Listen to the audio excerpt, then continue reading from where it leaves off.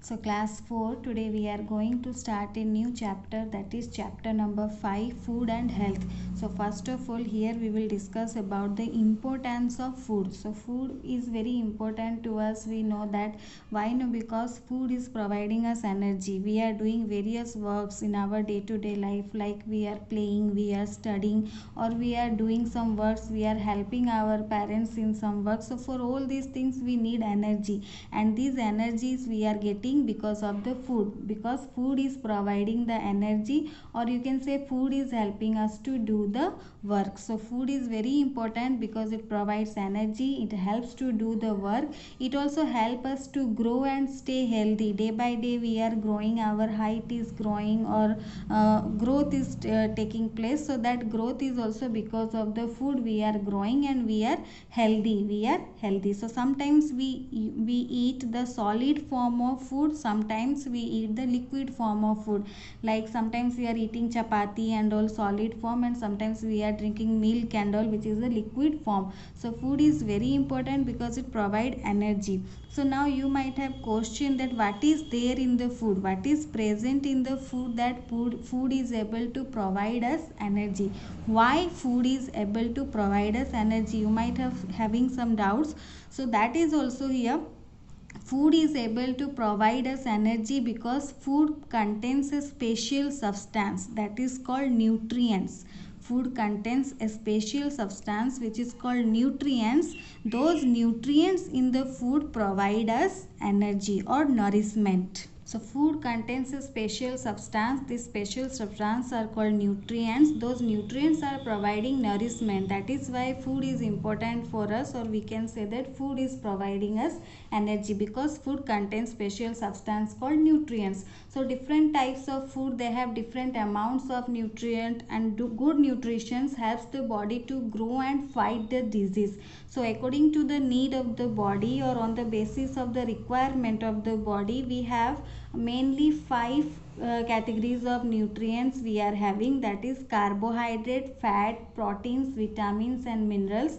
These nutrients are present in different food items on the basis of the requirement, or on the basis of the need of our body. So we will discuss all the nutrients in detail. So first of all we will see carbohydrate. So carbohydrate is the nutrient that provide us energy to perform our daily work. So that is why it is called energy giving nutrients. Since carbohydrate is giving us energy, it is called energy giving nutrients. It gives quick and instant energy. So it is known as energy giving nutrients. For example, starch, sugar, these are the examples of carbohydrates. Then cereals like rice, wheat, maize, these also contains carbohydrates. Some fruits like bananas, fruit juices, potatoes, honey, these also contains carbohydrates. So carbohydrate is providing us quick and instant energy. That is why it is called energy giving food. It provide energy to perform our daily work. Whatever daily work we are doing, that is because of the carbohydrate nutrients which we are getting from the food. So carbohydrate is giving us quick and instant energy. That is why it is known as energy giving food. Carbohydrate is also known as energy giving nutrients because it provides us energy. That is why it is known as energy giving nutrients. Example, you can take rice, potatoes, bananas, wheat, maize, then fruit juices, honey, all these things, they are providing us sugar, starch, they are providing carbohydrates. So children need higher amount of carbohydrates because they do various activities, like children are always, they are playing, sometimes they are studying, so they need more higher amount of carbohydrates. And the laborers, those who do physical work like farmers or laborers, they also need more carbohydrates because they need more energy to do their work. So those who need more energy like laborers or farmers or the children, they need higher amount of carbohydrate because they do various activities in their day-to-day life, so they need more energy. So this is about the carbohydrate. It is known as the energy giving nutrients. Next nutrient is our fat.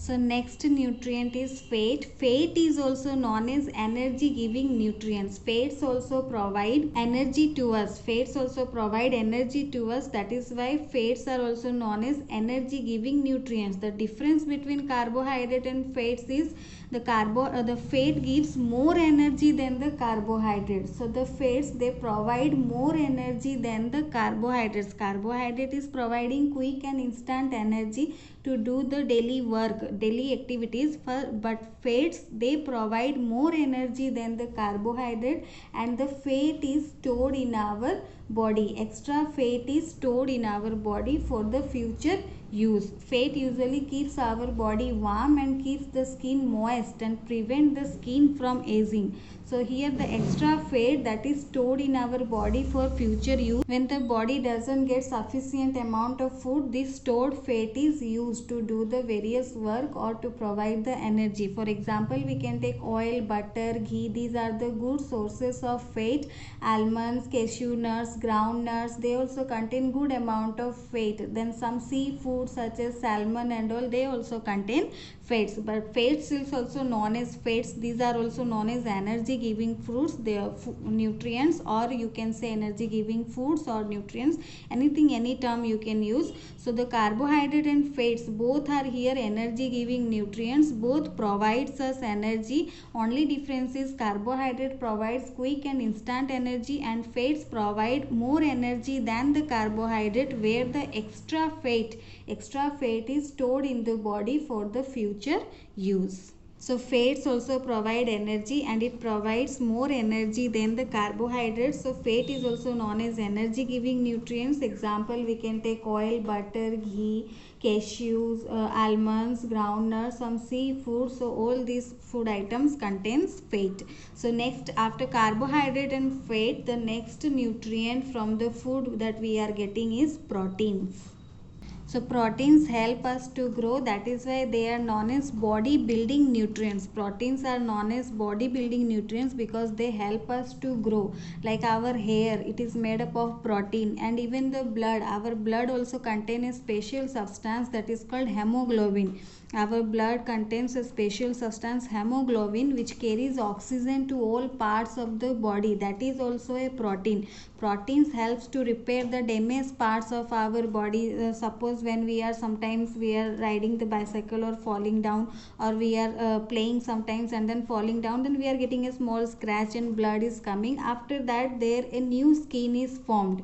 That is also because of the protein, because protein helps to repair the damaged parts or damaged cells or tissues of the body. So like milk, cheese, eggs, pulses, peas, soya bean, meat, fish, these contains plenty of proteins. These food items provides plenty of proteins.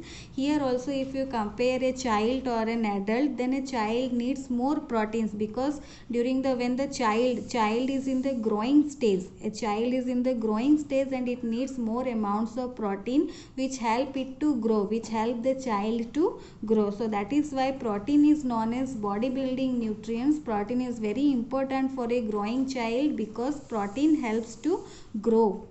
That is why it is known as body building nutrients. So the blood also contains a special substance which is called hemoglobin. This is also hemoglobin, that is also a type of protein that carries oxygen to all parts of the body. Proteins are known as body building nutrients. They help us to grow, they help the body to grow, to repair the damaged parts or the tissues. So example, we can take as milk, eggs, pulses, peas, soya bean, meat and fish. This contains a plenty of protein. So along with this, read your book also, because here you are learning some new terms like carbohydrates, fats, proteins. These are new terms for you. So you are learning new terms. So read your book also carefully. And here also you had learned now one new term, that our blood contains a special substance that is called hemoglobin. Again I am repeating, blood contains a special substance that is called hemoglobin. That is also a protein. So now read these books carefully. You read the books and learn the new terms which are new for you. In the next class we will discuss more nutrients.